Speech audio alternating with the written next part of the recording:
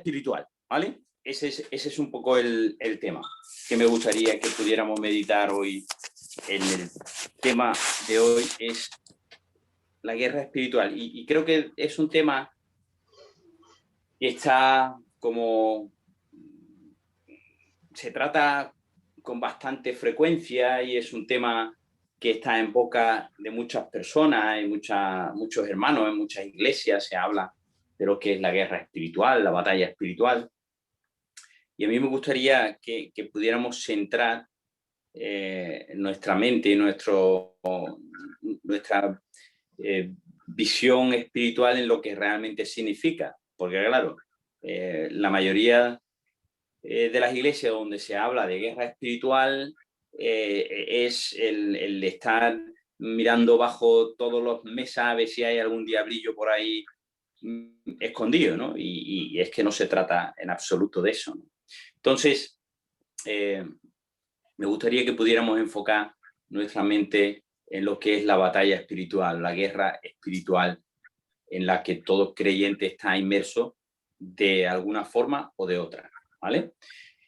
Mira, primero, en toda lucha, en toda batalla, en toda guerra, hay dos bandos. Está un bando que puede estar formado por una o varias naciones o entidades y, digamos, el otro bando que se opone.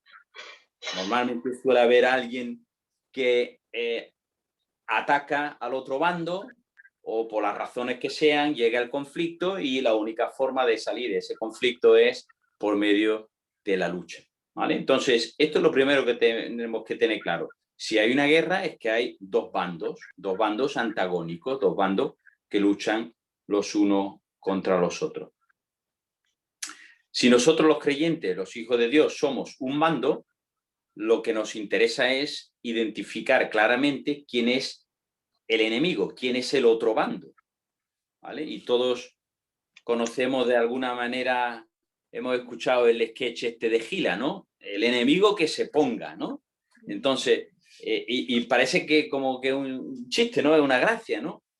Pero es importante conocer al enemigo. Si no conocemos al enemigo, pues claro, el enemigo tiene todas las de ganar. Así que tenemos que intentar conocer bien al enemigo en medio de esta batalla, en medio de esta guerra espiritual. Entonces, conocemos cuál es el objetivo del enemigo. Esto es importante también. Tenemos que conocer el enemigo, tenemos que conocer cuál es su objetivo, tenemos que conocer qué es lo que desea conquistar el enemigo y qué es lo que quiere controlar, qué es lo que quiere gobernar el enemigo. Normalmente un enemigo no viene simplemente ahí, porque estoy aburrido, pues voy a hacerte la guerra. Tiene un propósito, tiene un objetivo, tiene un fin. Entonces, esto forma parte de conocer la estrategia del enemigo. No solamente conocemos o tenemos que conocer al enemigo, sino que tenemos que conocer sus propósitos, sus objetivos, qué es lo que él quiere controlar, ¿vale? Entonces, vamos a ver cuál es nuestro enemigo, contra quién nos vemos. Y la mayoría de las personas, o de los creyentes, o de las iglesias, lo resumen en Satanás. Nuestro enemigo es Satanás. Cuidado. Esto es lo que dice la palabra. Evidentemente, Satanás es uno de los enemigos, pero no es el único enemigo. Vamos a ver algunos textos. Primer texto, Efesios 6:2. Perdón, 6:12. Efesios 6:12 dice: no tenemos lucha contra sangre y carne, sino contra principados, potestades, poderes de este mundo de tinieblas, contra las huestes espirituales de maldad en las regiones celestes, ¿vale? Entonces, esto podríamos llamarle todo lo que es la esfera de Satanás, porque estamos hablando aquí de todo lo que es su ejército, su organización, todo lo que son las huestes espirituales de maldad. Y curiosamente, estas huestes espirituales están organizadas porque tienen príncipes, tienen potestades, tienen poderes, sí, están jerarquizadas. A la cabeza, evidentemente, está Satanás, pero todas estas huestes celestiales no es un enemigo ahí pues desorganizado, ¿no? Estos sí están organizados, estos tienen una disciplina férrea, están organizados piramidalmente, hay una organización y tienen un objetivo que lo que vamos a ver luego también más tarde. Por lo tanto, nuestra lucha, nuestro principal enemigo o nuestro primer enemigo que identificamos son estas huestes celestiales de maldad con Satanás a la cabeza, ¿vale? Ahora, Romanos 8:7 dice, ya que la mente puesta en la carne es enemiga de Dios, porque no se sujeta a la ley de Dios, ni siquiera puede hacerlo, ¿vale? Es decir, ¿cuál es aquí el enemigo? La carne, ¿vale? La carne es enemiga de Dios, dice Romanos, Pablo en Romanos. Y en Efesios 2:3 ahonda en esta idea. Efesios 2:3 dice, entre los cuales también todos nosotros en otro tiempo vivíamos en las pasiones de nuestra carne, satisfaciendo los deseos de la carne y de la mente, y dice, y éramos por naturaleza hijos de ira, lo mismo que los demás. La carne, las pasiones de la carne, los deseos de la carne y de la mente, dice Pablo aquí en Efesios 2:3, son fruto de los hijos de ira, o lo que podemos decir son enemigos de Dios, como lo dice en Romanos 8:7. Así que tenemos otro poderoso enemigo que se levanta en esta lucha o en esta batalla espiritual, que es nuestra propia carne, nuestra inclinación, nuestros deseos, nuestras pasiones, nuestros anhelos. Esto surge, evidentemente, como dice aquí en Efesios 2, de nuestro ser interior, de nuestra mente. Y por último, tenemos el último enemigo, es el mundo. Santiago 4:4 dice, oh almas adúlteras, ¿no sabéis que la amistad del mundo es enemistad hacia Dios? Por tanto, el que quiera ser amigo del mundo se constituye enemigo de Dios. Sí. ¿Quién es el tercer enemigo? El mundo. Y cuando habla de mundo, ¿a qué se está refiriendo? No se está refiriendo al planeta. El pobre planeta no tiene culpa de nada, ¿vale? Este no lo estamos cargando nosotros por nuestros propios medios, ¿no? Pero cuando habla del mundo, está hablando de las ideologías, de los valores, de las creencias que hay en el mundo, ¿vale? Y hay muchas creencias en el mundo. La creencia de la evolución, pues esto es una filosofía, una creencia del mundo que se ha infiltrado en el sentir, en la mente de las personas y que muchas personas pues creen que esto es la verdad. La creencia en el Big Bang, nadie lo puede demostrar, pero ahí está. Es una creencia, es una filosofía. Todos los científicos dicen, no, tiene que ser esto. Entonces, estos valores, estas ideologías, estas creencias que el mundo mismo genera son enemigos de Dios. Y si son enemigos de Dios, forman parte de ese ejército, de ese enemigo en el cual estamos en guerra espiritual. Por lo tanto, tenemos un bloque de enemigos que está formado por, digamos, tres poderosos aliados: Satanás, todas las huestes celestiales de maldad, la carne, nuestras propias pasiones, nuestras inclinaciones al pecado, y el mundo con sus ideologías, sus cosmovisiones, sus valores, sus creencias. Todo eso forma parte del bloque digamos, de los aliados del enemigo que batallan y que hacen guerra espiritual contra los creyentes y contra Dios, ¿vale? Ahora, visto quién es el enemigo, vamos a meditar un poco en qué es lo que se propone el enemigo. Y ahí la cosa es un poco más sencilla de identificar, porque el enemigo de Dios es muy simple en cuanto a su propósito. Vamos a verlo en Isaías capítulo 14. Isaías capítulo 14, ahí tenemos a la mente o la definición de cuál es el objetivo de Satanás y por lo tanto también toda su organización de maldad. Isaías 14, en el versículo 13, dice lo siguiente.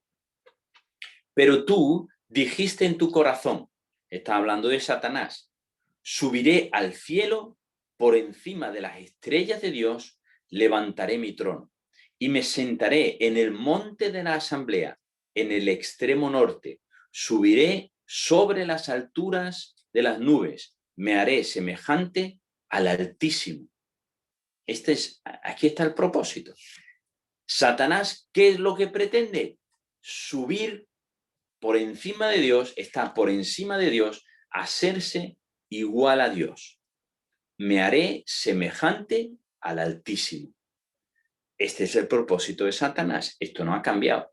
Desde que se propuso eso, y Dios tuvo que echarlo fuera de su presencia, y junto con él dice que 1/3 de los seres creados, los seres espirituales creados, se marcharon tras Satanás. Pues estas son las huestes celestiales que ahora están en las esferas celestes controlando y guiando el mundo. ¿Su propósito cuál es? Usurpar el lugar que solo le corresponde a Dios. Y en esa usurpación de ese lugar, Satanás se propone algo. Y esto lo vemos, por ejemplo, en Mateo capítulo 4, versículo 9, cuando él, tentando a Cristo mismo, ¿sabría Satanás quién era Cristo? Por supuesto que lo sabía. Sabía que era el Hijo de Dios, sabía que era el Mesías, sabía todas estas cosas. Entonces él va y lo tienta ahí en el desierto, y una de las tentaciones dice, todo esto te daré, y aquí viene su propósito, dice, si postrándote me adoras. Todo esto te daré, todos los reinos del mundo, toda la riqueza, todo el control, pero me tienes que adorar.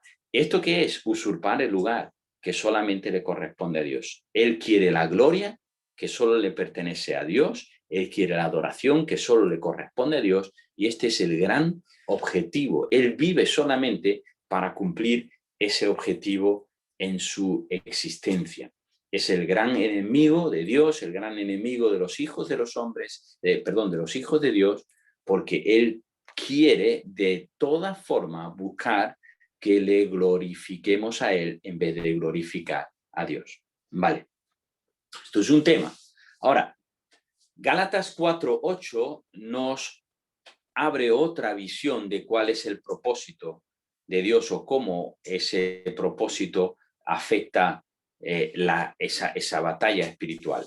Gálatas 4:8 dice, pero en aquel tiempo, cuando no conocíais a Dios, dice, erais siervos de aquellos que por naturaleza no son dioses. Mirad, ¿cómo liga esto? En aquel tiempo no conocíais a Dios y por lo tanto lo que estabais era en esclavitud, erais esclavos de aquellos que por naturaleza no son dioses. Cuando el ser humano crea sus propios dioses, se convierte en su propio Dios, automáticamente es enemigo de Dios. Y ahora dice, ¿por qué? Porque han rechazado el conocer a Dios. Entonces, aquí está claro, ¿qué es lo que pretende Satanás, el mundo y la carne?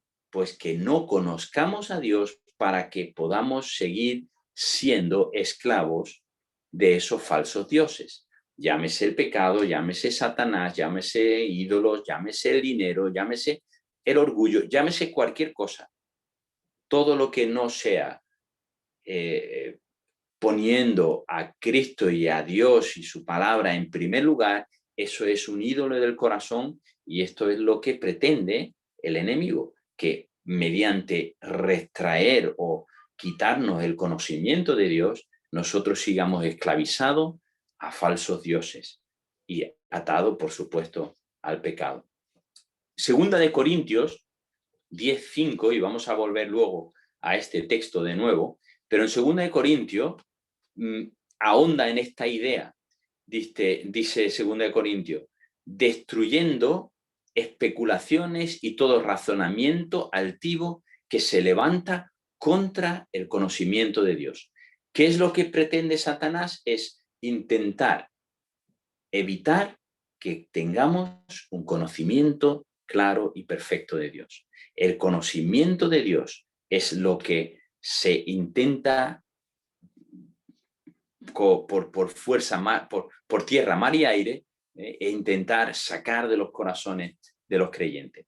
Ahora, esto también tiene una idea muy clara, es decir, ¿quién es el enemigo de este grupo de enemigos aliados? El creyente, el Hijo de Dios, no hay otro. Es decir, a los que no creen, a los que no conocen a Dios, Satanás no les va a atacar, les va a dar igual, ya son suyos, ya están esclavizados al pecado, ya son reos de eterna condenación, que es lo que busca Satanás. Entonces, ¿quién está en el punto de mira de Satanás? No el no creyente, lo tiene fácil, lo mantengo ahí en su ignorancia, pero el que haya entendido, conocido, haya estado expuesto a la palabra de Dios, ese es el objetivo principal de Satanás, del mundo y de la carne, porque intentan quitar el conocimiento de Dios de la mente del creyente. Ahora, esto nos lleva a la siguiente pregunta, ¿no? ¿Cómo pretende el enemigo conseguir esa victoria? ¿O cuál es el terreno en el cual Satanás, el mundo y la carne quiere conquistar esa guerra? ¿Cuál es el ámbito en el que se lucha? Y esto es el tema que me gustaría que tuvieseis, que sacaseis de esta reunión. El ámbito de la batalla siempre es tu mente. La guerra siempre va a tu mente. Lo que el enemigo quiere es tu mente. Quiere llegar a controlar tu mente. Porque si controla tu mente, controla tu voluntad, controla tu lengua, controla tus emociones, tus pasiones, controla tus afectos, controla tu adoración. Y este es el tema. Y esto es donde nos tenemos que enfocar. La lucha, la guerra espiritual no se trata de buscar dónde están los diablos que vamos a echarlos fuera. No. Lo que se trata es de que tú sepas que van a por tu mente, que quieren tu mente, quieren controlar tu mente y tú tienes que, con uña y diente, luchar contra eso. ¿Vale? Entonces, texto fundamental. Deberíais de tenerlo bien subrayado en vuestras Biblias y buscarlo en todas las versiones posibles para que os dé toda la luz del mundo, para que entendáis estas palabras. Voy a leer el texto en la Nueva Traducción Viviente, que dice así: Segunda de Corintios, capítulo 10, versos 3 al 6. Anotad este versículo, por favor. Segunda de Corintios, capítulo 10, versículo 3 al 6. ¿Vale? La palabra dice así. Luego te lo repito. Tira, si quieres. Mira lo que dice esta versión. No es que sea mejor que ninguna, pero da una clarividencia quizás que a lo mejor en otras versiones es un poco más complicado porque es un texto complicado. Pero dice así la palabra: somos humanos, pero no luchamos como lo hacen los humanos. Usamos las armas poderosas de Dios, no las del mundo. Y ahora dice, para derribar las fortalezas del razonamiento humano y para destruir argumentos falsos. Destruimos todo obstáculo de arrogancia que impide que la gente conozca a Dios. Capturamos los pensamientos rebeldes y enseñamos a las personas a obedecer a Cristo. Y una vez que ustedes lleguen a ser totalmente obedientes, castigaremos a todo el que siga en desobediencia. A mí me parece una idea fabulosa como lo expresa, porque nos centra absolutamente la guerra o la batalla espiritual en el ámbito de nuestra mente, ¿vale? En el ámbito de nuestra mente. Cuando Pablo dice en Romanos 12:2, Romanos 12:2, Dice, no os adaptéis a este mundo, sino transformaos. Dice, transformaos mediante ¿qué? Mediante la renovación de vuestra mente. Nuestra transformación tiene que ver con renovar nuestra mente. Dice, para que verifiquéis cuál es la voluntad de Dios, que es buena, aceptable y perfecta. Entonces, el campo de batalla es la mente, tu mente. ¿Y qué es lo que dice el Espíritu Santo por medio de su palabra? Vigila, cuida, transforma, renueva tu mente cada día. ¿Para qué? Para que nadie pueda alejarte de un conocimiento profundo de Dios y de su palabra. Porque solamente conociendo a Dios podemos estar firmes en caminar en sus caminos. Si no conocemos a Dios, vamos a estar dando bandazos. Si no conocemos su palabra, no vamos a estar en la verdad. Si no conocemos al Espíritu Santo y su obra, no vamos a estar bajo el control del Espíritu. Todas estas cosas tienen que ver con el conocimiento, dónde está nuestra mente. Por lo tanto, tenemos que afianzar en esta batalla espiritual, sobre todo el tener claro que Satanás, el mundo, la carne va a dirigirse hacia nuestra mente, a controlar nuestra mente para quitarnos el conocimiento de Dios, y sabiendo esto tenemos que hacer todo lo contrario, sí, tenemos que hacer todo lo posible para que nuestra mente estén afianzada en la roca que es la palabra de Dios, que nos da el conocimiento de Dios. ¿Vale? Vamos a poner un ejemplo, porque todo esto puede ser como muy teórico, pero voy a poner un ejemplo de la misma palabra para que veáis cómo esto es una realidad que se ve en la Escritura. En Hechos capítulo 9 se nos cuenta la conversión de Pablo. Hechos capítulo 9 se nos cuenta la conversión de Pablo. Y voy a leer Hechos capítulo 9 para que la misma palabra se explique, pero vais a ver cómo esto tiene que ver, cómo esta batalla se desarrolla en el ámbito de nuestras mentes. Hechos 9.1 dice, ese primer pacto, perdón, estoy en Hebreos, dame un segundo. Hechos 9. Dice, mientras tanto Saulo pronunciaba amenazas en cada palabra y estaba ansioso por matar a los seguidores del Señor. Así que acudió al sumo sacerdote, le pidió cartas dirigidas a las sinagogas de Damasco para solicitarle su cooperación en el arresto de los seguidores del camino que se encontraban ahí. Su intención era llevarlos a hombres y a mujeres por igual de regreso a Jerusalén encadenados. Aquí vemos a Pablo con la intención. Entonces, ¿qué es lo que controlaba a Pablo? No lo controlaban sus emociones, no lo controlaban sus afectos, no lo controlaban, no, lo controlaba su mente. Él estaba convencido de que los seguidores del tal Jesús de Nazaret eran los mayores herejes de todo el judaísmo. Él estaba convencido de que el tal Jesús era el mayor de todos los herejes que nunca haya existido en el judaísmo. Entonces, su convicción absoluta y profunda de mente era, estos hay que erradicarlos. Y su afán era recoger incluso ya no solamente de Jerusalén y de Judea, sino ir hasta lo último de la tierra y erradicar a aquellos que eran seguidores del camino, como le llamaban a los cristianos antes de que le llamaran cristianos, ¿no? Entonces, le pidió a los sumos sacerdotes cartas para que poder ir a la sinagoga y traer a hombres y mujeres por igual encadenados de regreso a Jerusalén.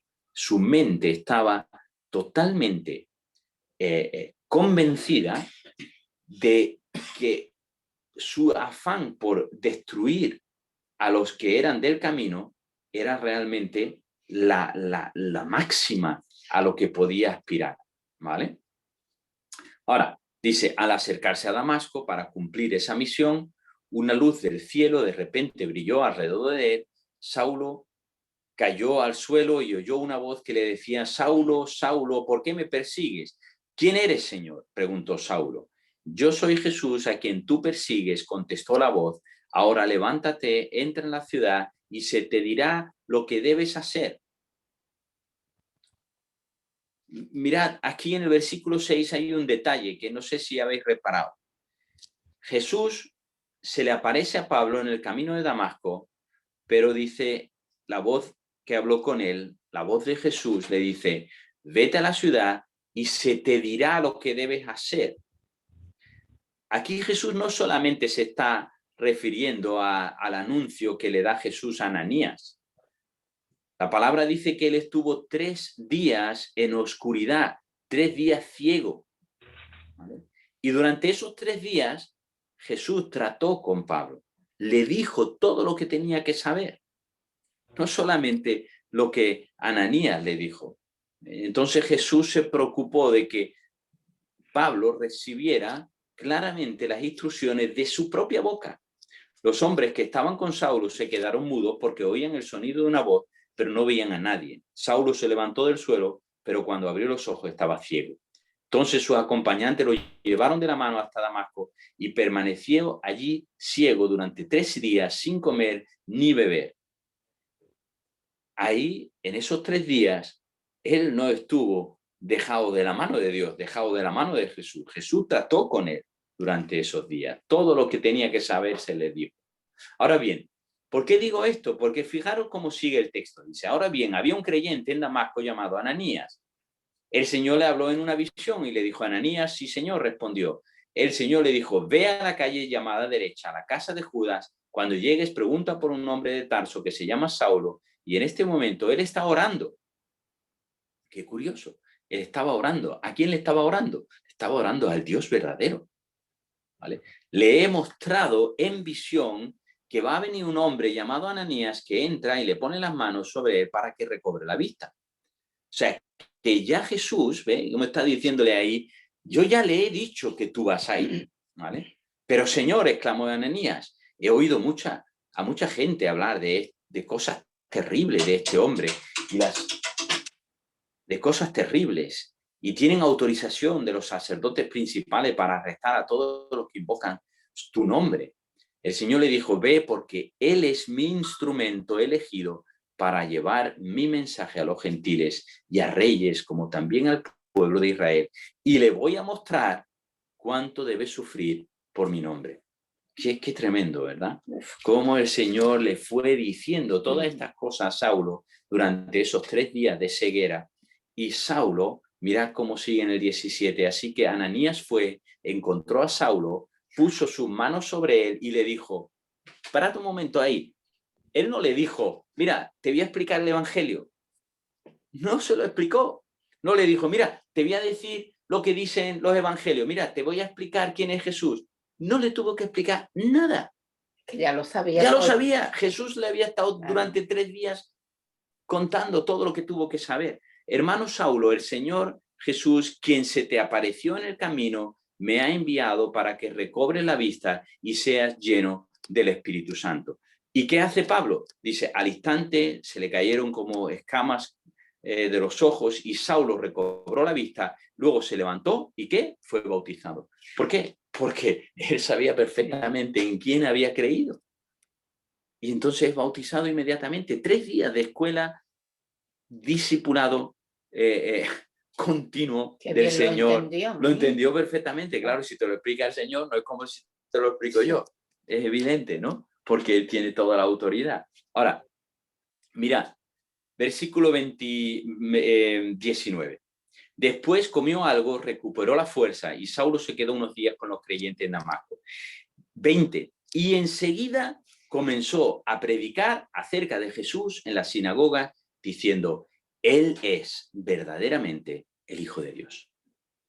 Entonces, ¿qué es lo que ha cambiado? Su mente.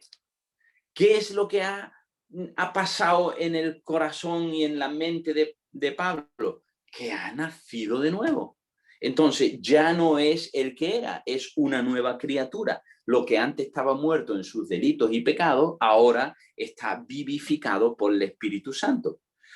Pablo ha nacido de nuevo, y cuando naces de nuevo, Dios te da una capacidad espiritual que antes estaba muerta y que ahora está vivificada. Esa capacidad espiritual es la que te permite que tu mente sea ahora consciente de la verdad, de la palabra, de lo que es Cristo, de lo que es Dios, lo que Él quiere para tu vida. Todas estas cosas, de repente, cuando naces de nuevo, poco a poco, Dios te lo va a ir revelando.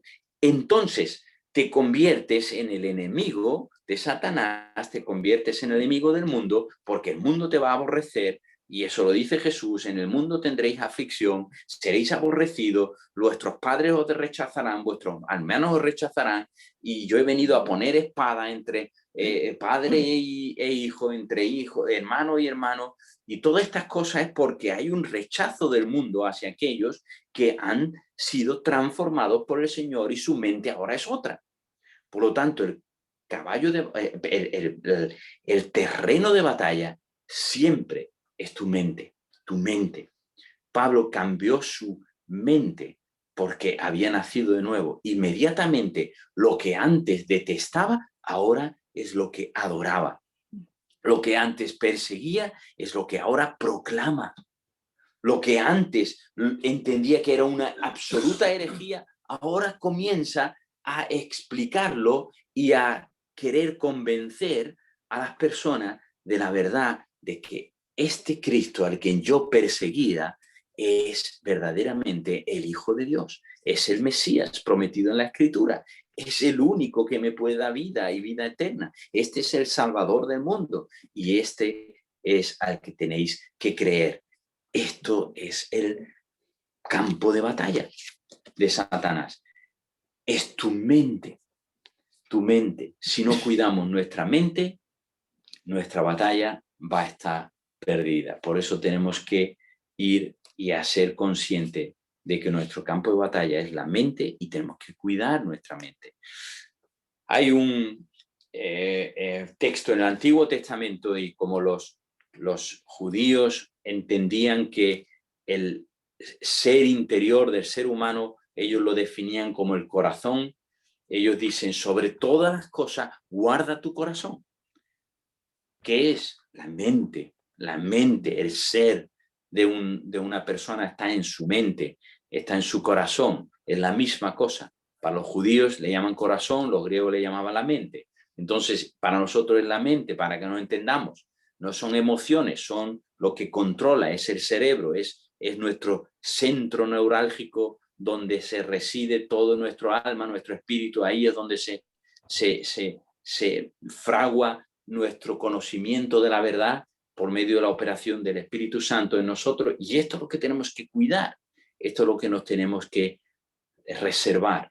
Y ahí es donde está la batalla. Y si sabemos esto, podemos enfrentar con eficacia esa batalla que se levanta contra todo conocimiento de Dios. Hasta aquí. Esto es lo que quería compartir. Esto es lo que quería que meditáramos hoy. Y bueno, pues si tenéis alguna pregunta, alguna duda, pues este es el momento.